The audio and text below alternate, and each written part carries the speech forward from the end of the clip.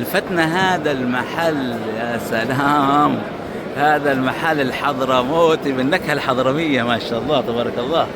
منتجات باجرش، الحليب المجفف، ما شاء الله تبارك الله. ايش الصدفة هذه الحلوة، هذا المنتجات حقهم، الجام ما شاء الله تبارك الله، هذا المنتجات.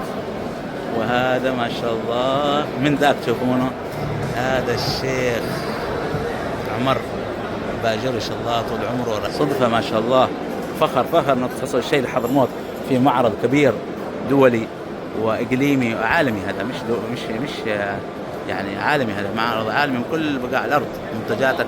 منتجات موجودة هنا تمثل ما شاء الله تبارك الله. وهنا ما شاء الله هذا البروشور، هذا العينات، وهذا ما شاء الله